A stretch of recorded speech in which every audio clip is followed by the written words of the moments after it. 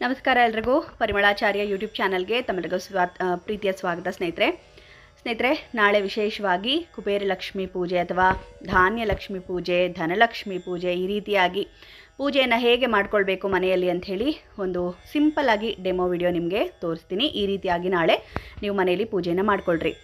ಯಾವ ರೀತಿ ನಾಳೆ ಪೂಜೆಯನ್ನು ಮಾಡ್ಕೊಳ್ಬೇಕು ಎಲ್ಲವನ್ನು ಕೂಡ ಹೇಳ್ತೀನಿ. ಪೂರ್ತಿಯಾಗಿ ವಿಡಿಯೋ ನೋಡ್ರಿ. ಏನಾದರೂ ಡೌಟ್ ಇದ್ದರೆ ಕಮೆಂಟ್ ಸೆಕ್ಷನಲ್ಲಿ ಕೇಳಿ, ನಾನು ಉತ್ತರವನ್ನು ಕೊಡ್ತೀನಿ.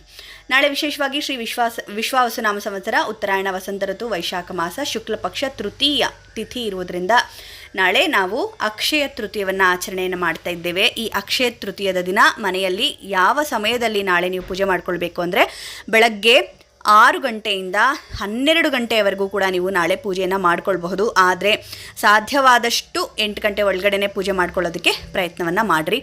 ಹೇಗೆ ಪೂಜೆ ಮಾಡ್ಕೊಳ್ಬೇಕು ಅನ್ನೋದಾದರೆ, ಮೊದಲನೇದಾಗಿ ನಿಮ್ಮ ಮನೆಯಲ್ಲಿ ಕುಲದೇವರ ಪೂಜೆಯನ್ನು ಮಾಡಿಕೊಂಡು ಜೊತೆಗೆ ನೀವು ನಾಳೆ ಧಾನ್ಯ ಲಕ್ಷ್ಮಿ ಅಥವಾ ಕುಬೇರ ಲಕ್ಷ್ಮಿ ಪೂಜೆಯನ್ನು ಕೂಡ ಈ ರೀತಿಯಾಗಿ ಮಾಡ್ಕೊಳ್ರಿ. ನಿಮ್ಮ ದೇವ್ರ ಮನೆಯಲ್ಲಿ ಜಾಗ ಇದೆ ಅಂದರೆ ಈ ರೀತಿಯಾಗಿ ಕಲಶ ಪ್ರತಿಷ್ಠಾಪನೆಯನ್ನು ಮಾಡ್ಕೊಳ್ರಿ. ಇಲ್ಲ ಅಡುಗೆ ಮನೇಲಿ ಜಾಗ ಇದೆ ಅಂದರೆ ಮಾಡ್ಕೊಳ್ರಿ, ಅಥವಾ ನಿಮ್ಗೆ ಎಲ್ಲಿ ಜಾಗ ಸಿಕ್ಕತ್ತೆ ಅಲ್ಲಿ ಮಾಡ್ಕೊಳ್ರಿ. ಕದಲಾಡದೇ ಇರೋ ಹಾಗೆ ಕ್ಲೀನಾಗಿ ಜಾಗ್ರತೆಯಿಂದ ಮಾಡ್ಕೊಳ್ರಿ. ಇದಕ್ಕೆ ವಿಶೇಷವಾಗಿ ಒಂದು ಪೀಠವನ್ನು ಇಟ್ಕೊಳ್ಬೇಕು. ಆ ಪೀಠವನ್ನು ಇಟ್ಕೊಂಡು ಅದ್ರ ಮೇಲೆ ಅಷ್ಟದಳ ಪದ್ಮವನ್ನು ಹಾಕ್ಕೊಳ್ಳೋದು, ಅಥವಾ ಸಹಸ್ರದಳ ಪದ್ಮ ಆಗಿರಬಹುದು, ಅಥವಾ ಅಕ್ಷಯ ಪಾತ್ರೆ ರಂಗೋಲೆ ಕೂಡ ನೀವು ಈ ಒಂದು ಪೀಠದ ಮೇಲೆ ಹಾಕ್ಕೊಳ್ಬಹುದು. ಈ ರೀತಿಯಾಗಿ ಹಾಕ್ಕೊಂಡು ಅದರ ಮೇಲೆ ಈ ರೀತಿಯಾಗಿ ಒಂದು ತಂಬಿಗೆಯನ್ನು ಇಟ್ಕೊಳ್ಬೇಕು. ಈ ರೀತಿಯಾಗಿ ತಂಬಿಗೆಯನ್ನು ಇಟ್ಕೊಂಡು ಆ ತಂಬಿಗೆ ಒಳಗಡೆ ಏನೇನನ್ನು ಹಾಕಬೇಕು ಅಂತ ಅನ್ನೋದಾದರೆ, ಅಕ್ಕಿ, ಅರಿಶಿನ ಕುಂಕುಮ, ಅಕ್ಷತೆ, ಅರಿಶಿನದ ಕೊಂಬು, ತಾಂಬೂಲ, ದಕ್ಷಿಣೆ, ಕಾಲುಂಗ್ರ ಪಿಲ್ಲೆ ಇದೆಲ್ಲ ಇತ್ತು ಅಂದರೆ ಕಾಲುಂಗ್ರ ಪಿಲ್ಲೆ ಇದ್ದರೆ ಹಾಕ್ಕೊಳ್ರಿ, ಇಲ್ಲದೇ ಇದ್ದರೆ ನಡೆಯುತ್ತೆ. ಇದಿಷ್ಟನ್ನು ಆ ಒಂದು ಅಕ್ಕಿಯಲ್ಲಿ ಹಾಕೋಬೇಕು. ಸಾಮಾನ್ಯವಾಗಿ ನಾವು ಮಹಾಲಕ್ಷ್ಮಿಗೆ ಕಳಶವನ್ನು ಪ್ರತಿಷ್ಠಾಪನೆ ಮಾಡುವಾಗ ನಿಮ್ಮೆಲ್ಲರಿಗೂ ಗೊತ್ತಿರೋ ಹಾಗೆ ನಾವು ನೀರನ್ನು ತುಂಬಿಕೊಳ್ತೀವಿ ಕಳಶಕ್ಕೆ ಅಲ್ವಾ. ಈ ಒಂದು ಧಾನ್ಯ ಲಕ್ಷ್ಮಿ ಪೂಜೆ ಅಥವಾ ಕುಬೇರ ಲಕ್ಷ್ಮಿ ಪೂಜೆ ಏನು ನಾವು ಅಕ್ಷಯ ತೃತೀಯ ದಿನ ಮಾಡ್ಕೊಳ್ತೀವಿ, ಆ ದಿನ ನಾವು ಅಕ್ಷಯ ಫಲಕ್ಕೋಸ್ಕರವಾಗಿ ಮಾಡ್ಕೊಳ್ಳೋದ್ರಿಂದ ಈ ಒಂದು ಕಲಶದಲ್ಲಿ ನಾವು ಅಕ್ಕಿಯನ್ನು ತುಂಬಿಟ್ಟು ಪೂಜೆಯನ್ನು ಮಾಡ್ಕೊಳ್ತೀವಿ ಸ್ನೇಹಿತರೆ. ಅಲ್ಲಿ ನಾವು ಮಹಾಲಕ್ಷ್ಮಿಯನ್ನು ಆವಾಹನೆಯನ್ನು ಮಾಡ್ಕೊಳ್ತೀವಿ. ಈ ರೀತಿಯಾಗಿ ನಾವು ಕಲಶದಲ್ಲಿ ಪೂರ್ತಿಯಾಗಿ ತುಂಬಿ ಇದರ ಮೇಲೆ ನೀವು 5 ವೀಳ್ಯದೆಲೆಯನ್ನು ಇಟ್ಟು ಒಂದು ತೆಂಗಿನಕಾಯಿಯನ್ನು ಇಟ್ಟು ಪೂಜೆಯನ್ನು ನಾಳೆ ಮಾಡಬೇಕಾಗತ್ತೆ. ನೋಡ್ರಿ, ಈ ರೀತಿಯಾಗಿ ಕಲಶದ ಒಳಗಡೆ ಇದಿಷ್ಟನ್ನು ನೀವು ತುಂಬಿಕೊಳ್ಳ್ರಿ. ಇದೆಲ್ಲ ತುಂಬಾದ್ಮೇಲೆ ನಿಮಗೆ ಈ ರೀತಿಯಾಗಿ ವೀಳ್ಯದೆಲೆ, ತೆಂಗಿನಕಾಯಿ ಇಟ್ಟು ಹೂವು ಅಲಂಕಾರ ಮಾಡಿಕೊಂಡು ರೆಡಿ ಇಟ್ಕೊಳ್ರಿ. ಒಂದು ಪುಟ್ಟ ಗಣಪತಿಯ ವಿಗ್ರಹವನ್ನು ಕೂಡ ನೀವು ಅಲ್ಲಿ ಇಟ್ಕೊಳ್ರಿ ಒಂದು ಪ್ಲೇಟಲ್ಲಿ. ತದನಂತರ ನಿಮಗೆ ಆ ಮುಂದೆಗಡೆ ಒಂದು ತಟ್ಟೆಯಲ್ಲಾಗಲಿ ಅಥವಾ ಒಂದು ಬಟ್ಲಲ್ಲಾಗಲಿ ಅಥವಾ ಒಂದು ಪ್ಲೇಟಲ್ಲಾಗಲಿ ಈ ರೀತಿಯಾಗಿ ನಾಣ್ಯಗಳನ್ನು ತುಂಬಿ ಇಟ್ಕೊಳ್ಬೇಕು. ನಾಣ್ಯಗಳೇ ತುಂಬಿಡಬೇಕು ಅಂತೇನಿಲ್ಲ, ನೀವು ನೋಟ್ಗಳನ್ನ ಕೂಡ ಅದರಲ್ಲಿ ಇಡಬಹುದು. ನಾಣ್ಯಗಳನ್ನು ಈ ರೀತಿಯಾಗಿ ತುಂಬಿ ಇಟ್ಕೊಳ್ಬೇಕು. ದೀಪವನ್ನು ಹಚ್ಚಿಟ್ಕೊಳ್ಬೇಕು. ಹಾಲು ಹಣ್ಣು ಎಲ್ಲ ಇಟ್ಕೊಳ್ಬೇಕು. ನೈವೇದ್ಯಕ್ಕೆ ನಾಳೆ ವಿಶೇಷವಾಗಿ ಹೋಳಿಗೆ ಮಾಡ್ಕೊಳ್ಳೋರು ಹೋಳಿಗೆಯನ್ನು ಮಾಡ್ಕೊಳ್ಬಹುದು ಮನೆಯಲ್ಲಿ. ಇಲ್ಲ ಅಂತ ಹೇಳಿದ್ರೆ ಹುರ್ಗಡ್ಲೆ, ಬೆಲ್ಲ, ಬಾಳೆಹಣ್ಣು, ಗೋಧಿ ಪಾಯಸ ಈ ರೀತಿಯಾಗಿ ನಿಮಗೆ ಏನು ಸಾಧ್ಯ ಆಗುತ್ತೆ ಅದನ್ನು ನೈವೇದ್ಯವಾಗಿ ಇಟ್ಕೊಳ್ಬಹುದು. ಇಲ್ಲ ಏನು ನನಗೆ ಆಗೋದೇ ಇಲ್ಲ ಮೇಡಮ್ ಅನ್ನುವಂಥವ್ರು ಹಾಲು ಸಕ್ಕರೆ ನೈವೇದ್ಯವನ್ನಾದರೂ ನಾಳೆ ನೀವು ಮಾಡಿರಿ. ಈ ರೀತಿಯಾಗಿ ಸರಳವಾಗಿ ನೀವು ಕಳಶವನ್ನು ಅಲಂಕಾರ ಮಾಡಿಕೊಂಡ್ರು ಕೂಡ ಸಾಕಾಗತ್ತೆ ಸ್ನೇಹಿತರೆ. ಈ ರೀತಿಯಾಗಿ ಎಲ್ಲ ರೆಡಿಯನ್ನು ಮಾಡಿ ಇಟ್ಕೊಳ್ರಿ. ಅಚ್ಚುಕಟ್ಟಾಗಿ ರೆಡಿಯನ್ನು ಮಾಡಿ ಇಟ್ಕೊಂಡು ನಾನೀಗ ಹೇಳ್ತಾ ಹೋಗ್ತೀನಿ. ಆ ರೀತಿಯಾಗಿ ನೀವು ಅಕ್ಷತೆಗಳನ್ನು ಹಾಕ್ತಾ ಹೋಗ್ರಿ, ಪೂಜೆಯನ್ನು ಮಾಡ್ತಾ ಹೋಗ್ರಿ. ಓಕೆನಾ? ನಿಮಗೆ ಈ ಡೆಮೋ ನಿಮಗೆ ಅರ್ಥ ಆಗಿದೆ ಅಂದ್ಕೊಳ್ತೀನಿ. ಒಂದು ಗಣಪತಿಯ ವಿಗ್ರಹವನ್ನು ಅಥವಾ ಒಂದು ಫೋಟೋನ ಕೂಡ ಇಟ್ಕೊಳ್ಬೇಕು ಪಕ್ಕದಲ್ಲಿ. ನಿಮ್ಮ ಮನೆಯಲ್ಲಿ ಗಣಪತಿ ವಿಗ್ರಹ ಅಥವಾ ಫೋಟೋ ಇಲ್ಲ ಅಂದರೆ ಒಂದು ಅಡಿಕೆ ಬೆಟ್ಟನ ಕೂಡ ನೀವು ಒಂದು ತಟ್ಟೆಯಲ್ಲಿ ಇಟ್ಕೊಳ್ಬಹುದು. ಇಟ್ಕೊಂಡು ನೀವು ಮೊದಲನೇದಾಗಿ ನಾವು ಪೂಜೆಯನ್ನು ಪ್ರಾರಂಭ ಮಾಡೋಕ್ಕಿಂತ ಮುಂಚೆ ಗಣಪತಿಯ ಪ್ರಾರ್ಥನೆಯನ್ನು ಮಾಡ್ಕೊಳ್ಬೇಕು.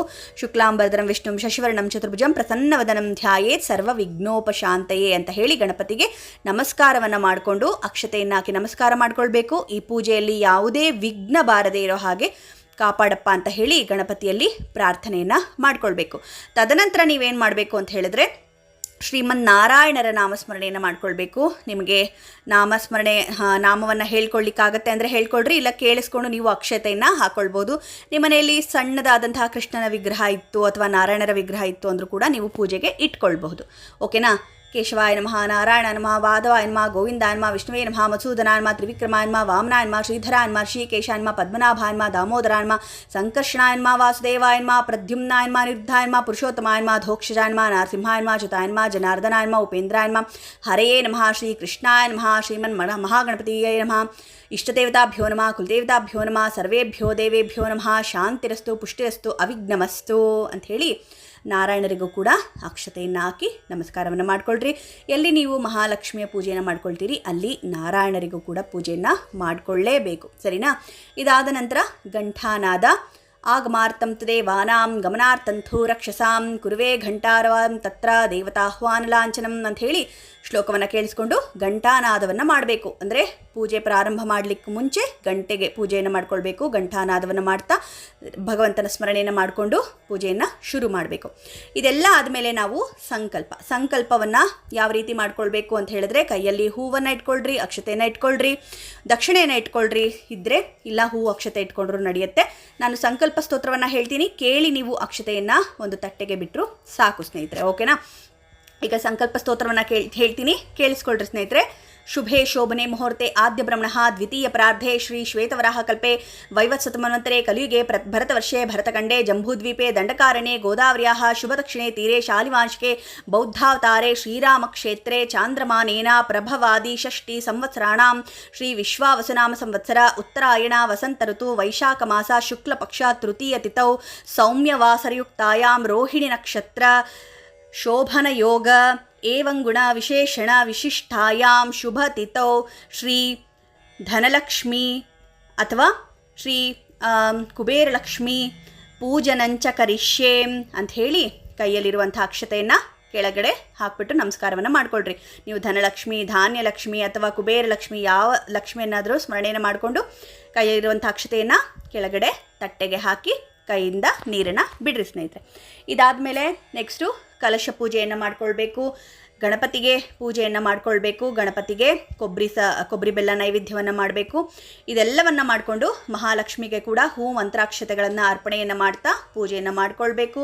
ಮಾಡಿಕೊಂಡು ಗೆಜ್ಜೆವಸ್ತ್ರವನ್ನು ಏರಿಸಬೇಕು. ಗೆಜ್ಜೆವಸ್ತ್ರವನ್ನು ಏರಿಸಿ ವಂದೇ ಲಕ್ಷ್ಮೀಂ ಪರಶಿವಮಯೀಂ ಶುದ್ಧ ಜಾಂಬೂನದಾಭಾಂ ತೇಜೋರೂಪಾಂ ಕನಕವಸನ ಸರ್ವಭೂಷೇಜ್ವಲಾಂಗೀಂ ಬೀಜಾಪೂರಂ ಕನಕಕಲಶಂ ಹೇಮಪದ್ಮಂ ದದಾನಾಂ ಆದ್ಯಾಂ ಶಕ್ತಿಂ ಸಕಲ ಜನನಿಂ ವಿಷ್ಣುನಾಮಾಂಕ ಸಂಸ್ಥಾಂ ಅಂತ ಹೇಳಿ ಗೆಜ್ಜೆವಸ್ತ್ರವನ್ನು ಏರಿಸಬೇಕು ಮಹಾಲಕ್ಷ್ಮಿಗೆ. ಗಣಪತಿಗೂ ಕೂಡ ಗೆಜ್ಜೆವಸ್ತ್ರವನ್ನು ನೀವು ಏರಿಸ್ಬೋದು ಸ್ನೇಹಿತರೆ. ಪರಿಮಳ ಪತ್ರೆ ಎಲ್ಲದರಿಂದ ಕೂಡ ನೀವು ಮಹಾಲಕ್ಷ್ಮಿಗೆ ಅಲಂಕಾರವನ್ನು ಮಾಡ್ಕೊಳ್ರಿ. ಮಹಾಲಕ್ಷ್ಮಿ ಅಷ್ಟೋತ್ತರ ಶತನಾಮಾವಳಿಯನ್ನು ಹೇಳ್ಕೊಳ್ರಿ. ಸಾಧ್ಯವಾದರೆ ನಾನು ಡಿಸ್ಕ್ರಿಪ್ಷನಲ್ಲಿ ಕೊಟ್ಟಿರ್ತೀನಿ, ಅಷ್ಟೋತ್ತರ ಶತನಾಮಾವಳಿಯನ್ನು ಓದ್ಕೊಂಡು ಆ ಅಷ್ಟೋತ್ತರವನ್ನು ಹೇಳ್ಕೊಂಡು ನೀವು ಕುಂಕುಮಾರ್ಚನೆಯನ್ನು ಕೂಡ ನಾವು ಮಾಡ್ಕೊಳ್ಬಹುದು. ಸರಿನಾ?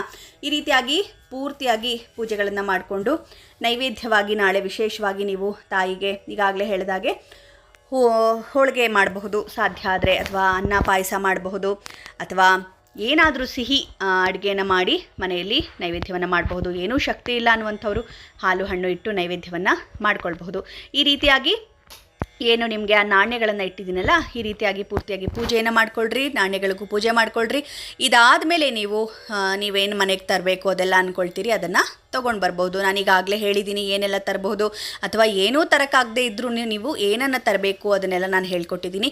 ತದನಂತರ ನೀವು ದಾನವನ್ನು ಏನು ದಾನವಾಗಿ ಕೊಡ್ತೀರಿ ಅದೆಲ್ಲವೂ ಕೂಡ ನಾಳೆ ಮಹಾಲಕ್ಷ್ಮಿಯ ಒಂದು ಫೋಟೋ ಮುಂದೆ ಇಟ್ಟು ಒಂದು ತಟ್ಟೆಯಲ್ಲಿ ಅದಕ್ಕೆ ಪೂಜೆಯನ್ನು ಮಾಡಿ ಸಂಕಲ್ಪವನ್ನು ಮಾಡಿಕೊಂಡು ಅದನ್ನು ದಾನವಾಗಿ ನೀವು ಕೊಡಬೇಕು. ಆಯಿತಾ? ಆ ರೀತಿಯಾಗಿ ದಾನವಾಗಿ ಕೊಡ್ರಿ. ಮತ್ತು ಯಾವಾಗ ಇದನ್ನು ನಾವು ಕದಲಿಸ್ಬೇಕು ಅಂತ ಕೇಳೋರಿಗೆ, ನಾಳೆ ಪೂರ್ಣ ದಿನ ನೀವು ಇದನ್ನು ಕದಲಿಸೋಕೆ ಬರೋದಿಲ್ಲ. ನಾಡಿದ್ದು ಗುರುವಾರ ಏನಿದೆ, ಗುರುವಾರ ನೀವು ಬೆಳಗ್ಗೆ ಆಗಲಿ ಅಥವಾ ಗುರುವಾರ ಸಾಯಂಕಾಲ ಆಗಲಿ ನೀವು ಕದಲಿಸ್ಬಹುದು. ಕದಲಿಸ್ಬಿಟ್ಟು ಇದನ್ನು ನೀವು ಏನು ಮಾಡಬೇಕು ಅಂತ ಹೇಳಿದ್ರೆ, ಈ ನಾಣ್ಯ ಏನಿದೆ ಈ ನಾಣ್ಯವನ್ನು ನೀವು ಒಂದು ಕೆಂಪು ವಸ್ತ್ರದಲ್ಲಿ ಕಟ್ಟಿ ನಿಮ್ಮ ಒಂದು ಬೀರುವಿನಲ್ಲಿ ನೀವೇನು ಹಣ ಎಲ್ಲ ಇಟ್ಕೊಳ್ತೀರಲ್ಲ ಆ ಬೀರುವಿನಲ್ಲಿ ಇಟ್ಕೊಳ್ರಿ. ಬೀರುವಿನಲ್ಲಿ ಇಟ್ಕೊಂಡು ನಮಸ್ಕಾರವನ್ನು ಮಾಡ್ಕೊಳ್ರಿ. ನಮ್ಮ ಮನೆಯಲ್ಲಿ ಅಕ್ಷಯ ಫಲ ಪ್ರಾಪ್ತಿಯಾಗಲಿ ನಮ್ಮ ಒಂದು ಮನೆಗೆ ಅಂತ ಹೇಳಿ, ನಮ್ಮ ಬದುಕಿಗೆ ಅಂತ ಹೇಳಿ ಪ್ರಾರ್ಥನೆಯನ್ನು ಮಾಡಿಕೊಂಡು ಆ ರೀತಿಯಾಗಿ ಕಟ್ಟಿ ನೀವು ಬೀರುವಿನಲ್ಲಿ ಏನು ಕಪಾಟ್ ಇಟ್ಕೊಂಡಿರ್ತೀರಲ್ಲ ಅಲ್ಲಿ ಇಟ್ಕೊಳ್ರಿ ಸ್ನೇಹಿತರೆ. ಸರಿನಾ? ಈ ರೀತಿಯಾಗಿ ಮಾಡಿಕೊಂಡು ಪೂಜೆಯನ್ನು ಮಾಡಿರಿ. ಕೊನೆಯದಾಗಿ ಹೇಳಬೇಕಂದ್ರೆ, ಇನ್ನೂ ಒಂದು ಸತಿ ಹೇಳೋದಾದರೆ, ನಿಮ್ಮ ಹತ್ರ ಏನಿರುತ್ತೆ ಅದನ್ನು ಮಾತ್ರ ಖರ್ಚು ಮಾಡಿ ತೊಗೊಂಡು ಬನ್ನಿರಿ. ನಾಳೆ ನಿಮಗೀಗಾಗಲೇ ನಾನು ಹೇಳಿದ್ದೀನಿ, ನೀವು ಹೇಗೆ ನಾಳೆ ನಡ್ಕೊಳ್ತೀರಿ ಅದು ನಿಮಗೆ ಅಕ್ಷಯವಾಗುತ್ತೆ ಅಂಥೇಳಿ. ಸಾಲ ಮಾಡಿ ಏನೂ ತೊಗೊಳ್ಳುವಂಥದ್ದನ್ನು ಮಾಡಬೇಡ್ರಿ. ನಿಮ್ಮ ಹತ್ರ ಎಷ್ಟು ದುಡ್ಡಿದೆ ಅಷ್ಟಕ್ಕೆ ತೊಗೊಳ್ರಿ, ಅದನ್ನೇ ಭಗವಂತನಿಗೆ ಸಮರ್ಪಣೆಯನ್ನು ಮಾಡಿರಿ, ಹಾಕ್ಕೊಳ್ರಿ. ಆಯಿತಾ? ಅದು ನಿಮಗೆ ಖಂಡಿತವಾಗ್ಲೂ ಅಕ್ಷಯ ಫಲವಾಗುತ್ತೆ. ಮುಂದಿನ ವರ್ಷ ನೀವು ಅದರ 2ರಷ್ಟು 10ರಷ್ಟು 100ರಷ್ಟು ತೊಗೊಳ್ಳುವಂಥ ಅನುಗ್ರಹವನ್ನು ಭಗವಂತ ಮಾಡ್ತಾನೆ ಅನ್ನುವಂಥದ್ದು ಸರಳವಾಗಿ ಹೇಳ್ಕೊಟ್ಟಿದ್ದೀನಿ ನಿಮಗೆ. ಯಾರು ಈ ಒಂದು ಅಕ್ಷಯ ತೃತೀಯ ಅಂದರೆ ಅವರವರ ಮನೆಯಲ್ಲೂ ಕೆಲವೊಂದು ಪದ್ಧತಿಗಳನ್ನು ಮಾಡ್ಕೊಂಡು ಬಂದಿರ್ತಾರೆ.